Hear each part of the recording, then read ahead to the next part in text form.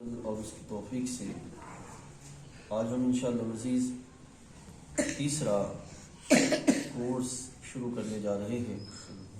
یہ محض اس کا فضل ہے اور اس کا احسان ہے کہ اس نے ہمیں یہ مبارک رستہ عطا کیا اور اس پہ چلنے کی توفیق بخشی۔ رب کائنات جل وعلا ہمارا بیٹھنا، جو کلام کیا جائے، جو سماعت کیا جائے، یہ سب کچھ اپنی بارگاہ اقدس میں قبول منظور فرمائے۔ آمین۔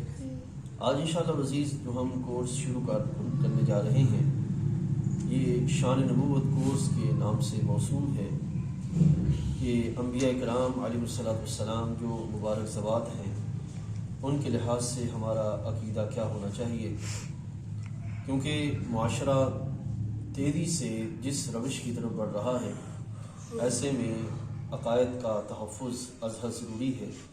اور سوشل میڈیا کی صورت میں ہمارے ہاتھوں جو کچھ صورتحال ہے، اس میں عقائد کا بگاڑ ایک بدیہی یقینی امر ہے۔ تو ایسے میں ایسی مجالس کا برپا کرنا، ایسی محافل کا قائم کرنا اور ایسی محافل میں شریک ہونا، اور پھر اس میں وہ عقائد صحیحہ جو کہ 1400 سال سے جس پر امت قائم ہے، اس کو اپنے احباب تک پہنچانا اور ان کی فکر کے اعتبار سے، عمل کے اعتبار سے تربیت کرنا، یہ ہماری بنیادی ذمہ داری ہے۔ تو آج انشاءاللہ عزیز ہم انبیاء کرام علیہ الصلوۃ والسلام کے لحاظ سے جو اجتماعی عقائد ہیں وہ آپ کے سامنے بیان کریں گے، یعنی کہ جملہ انبیاء علیہ الصلوۃ والسلام کے لحاظ سے، اور خصوصاً ہمارے نبی علیہ الصلوۃ والسلام کے لحاظ سے جو ایک انفرادی عقائد کے سلسلے ہیں، وہ انشاءاللہ عزیز ہم جو تیسری نشست ہوگی اس میں بیان کریں گے۔ دوسری جو نشست ہوگی اس میں انشاءاللہ ہم جو ہے وہ قرآن مجید فرقان حمید کے لحاظ سے، جو کہ وحی الہیہ ہے، اس کے لحاظ سے جو ہمارے عقائد ہونے چاہیے، وہ انشاءاللہ العزیز جو ہے وہ آپ کے سامنے بیان کریں گے۔ تو آج انشاءاللہ العزیز ہم آگے بڑھتے ہیں۔ عقائد کا جاننا کیوں ضروری ہے؟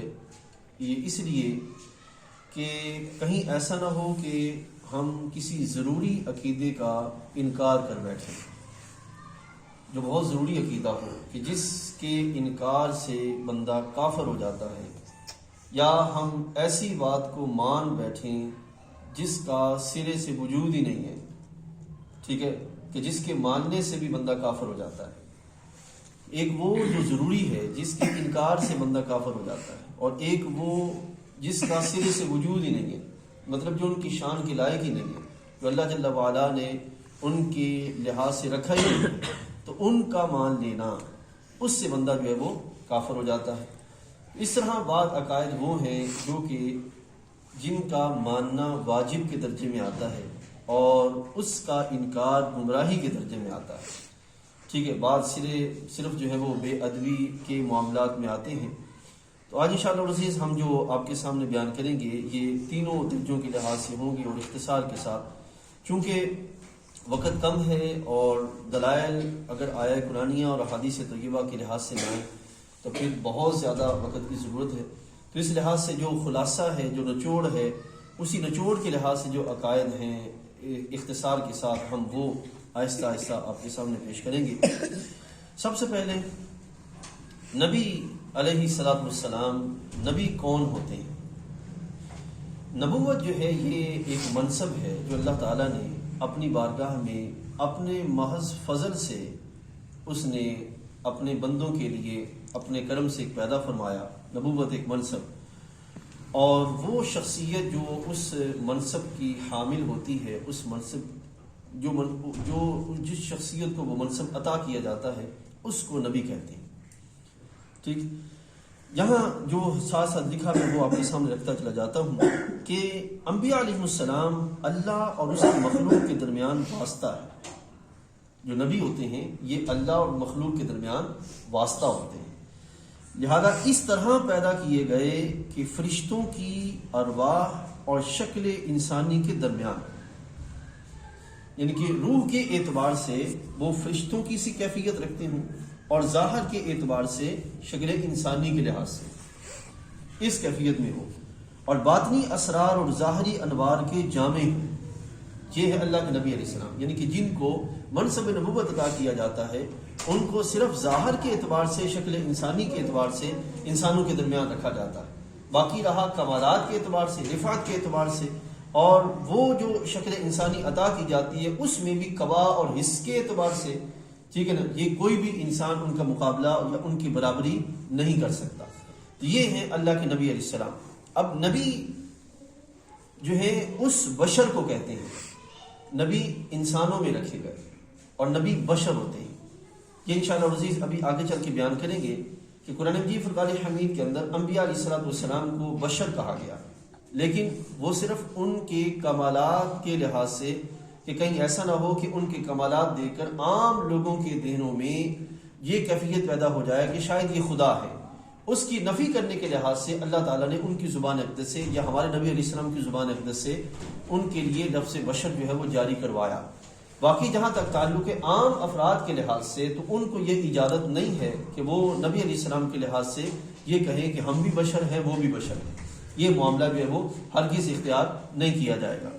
تو نبی یہ انشاءاللہ عزیز آگے چل کر یہ بحث آئے گی کہ جو ان کی بشریت کا انکار کرے، یعنی کہ انبیاء علیہ السلام کی یا ہمارے آقا مولا صلی اللہ علیہ وسلم کی بشریت کا انکار کرے، تو بشریت کا انکار کرنے والا کافر ہو جائے گا، کیونکہ اس کے لحاظ سے اللہ نے قرآن مجید میں کلام فرمایا انما انا بشر مثلکم۔ تو ظاہری اعتبار سے جو بشریت کا انکار کرے گا وہ کافر ہو جائے گا، لیکن اس بشریت کو لے کر اس طرح چلنا کہ اس کو سوسائٹی کے اندر اس انداز کے ساتھ پیش کرنا کہ اس کے اندر ہلکا پن لایا جائے یا اس کو اپنے درجے میں رکھ کے بیان کیا جائے یا اس کو اس انداز کے ساتھ بیان کیا جائے کہ وہ بھی بشر ہیں ہم بھی بشر ہیں، ان کی بھی آنکھیں ہیں ان کی بھی ہماری بھی آنکھیں ہیں، تو اس انداز کے ساتھ بیان کرنا یہ اہل ایمان کا طریقہ نہیں ہے، ٹھیک ہے۔ تو نبی اس بشر کو کہتے ہیں جسے اللہ تعالیٰ نے ہدایت کے لیے وحی بھیجی ہو۔ اس سے پہلے یہ آپ سمجھتے جائیے، اللہ جل وعلا پر نبی کا بھیجنا واجب نہیں ہے، اللہ پر نبی کا بھیجنا واجب نہیں ہے، لازم نہیں ہے کہ اللہ تعالیٰ نبی ہی بھیجتا تو لوگوں کے درمیان ہدایت کا سلسلہ ہوتا۔ وہ اگر چاہتا تو انبیاء علیہ السلام کے بغیر بھی ہدایت کا سلسلہ لوگوں کے درمیان اہم ہو جاتا، لیکن اس نے ایک سلسلہ رکھا کہ لوگوں کے درمیان ان کی طرح ظاہر کے لحاظ سے افراد ایسے رکھے گئے کہ ان کو دیکھیں، ان کو سمجھیں اور پھر ان کے ذریعے میری بندگی کا اہتمام کی کوشش کریں، ٹھیک ہے۔ لہذا اللہ تعالیٰ پر نبی علیہ السلام بھیجنا واجب نہیں ہے، اس نے اپنے فضل و کرم سے لوگوں کی ہدایت کے لیے انبیاء بھیجے۔ ان کے انبیاء علیہ السلام کا آنا یہ محض اللہ کا فضل ہے، اللہ کے فضل سے جو کا سلسلہ ہے انبیاء علیہ السلام کا آنا۔ دوسری چیز یہ کہ انبیاء علیہ السلام جتنے بھی تشریف لائے وہ سب کے سب بشر تھے اور مرد تھے، کوئی بھی جن یا کوئی بھی عورت نبی نہیں ہوئی، کوئی بھی جن یا کوئی عورت نبی نہیں ہوئی۔ انبیاء جو تھے وہ سارے کے سارے از آدم تا ہمارے آقا اور مولا حضرت محمد رسول اللہ صلی اللہ علیہ وسلم، آپ سب جو ہے وہ کیا تھے؟ انسان، یعنی کہ انسانوں میں تھے، بشر تھے اور مرد تھے۔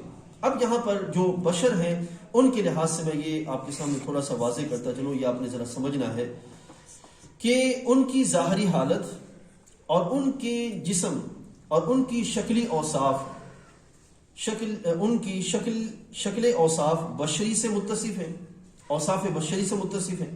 انسانوں پر جو اعراض، امراض اور انسانی اوصاف طاری ہوتی ہیں، جو اعراض، جو امراض، جو کیفیات انسانوں پہ طاری ہوتی ہیں، ان کا طاری ہونا ان کے لیے ممکن ہے۔ مطلب بخار ہو جانا یہ ایک فطری تقاضا ہے جسم کا، تو یہ ان کے لیے ممکن ہے بخار ہو جائے، ٹھیک ہے۔ اس طرح صاحب کا ہو جانا، صاحب کیا کیفیت؟ ظاہری بھلا دیا جانا، ٹھیک ہے نا، یہ اس لحاظ سے یہ ان کے لیے ممکن ہے، آگے چل کے ابھی آگے آئے گا۔ اور لیکن ان کے باطن ان آفتوں سے منزہ ہوتے ہیں جو ان کے اوصاف قدسیہ میں خلل انداز ہو، ان کے باطن پاک ہوتے ہیں۔ وہ امراض جن کے سبب انسان کے کمالات جو ہیں ان میں گراوٹ آ جائے، انبیاء علیہ السلام اس کیفیت سے پاک ہوتے ہیں، انبیاء میں وہ کیفیت نہیں ہوتی، اس کیفیت سے وہ پاک ہوتے ہیں، اور ان نقائص و علتوں سے پاک ہوتے ہیں جو عام اجسام حیوانیہ کو لگتے ہیں، ان سے وہ پاک ہوتے ہیں۔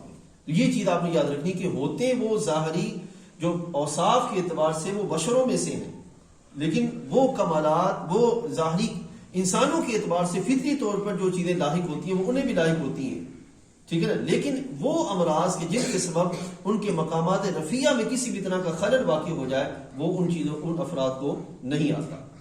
انبیاء علیہ الصلوۃ والسلام کو وہ چیزیں نہیں آتی. پھر نبی علیہ الصلوۃ والسلام کے لیے وحی کا ہونا ضروری ہے. جو نبی ہوتا ہے اس کے لیے وحی کا ہونا ضروری ہوتا ہے.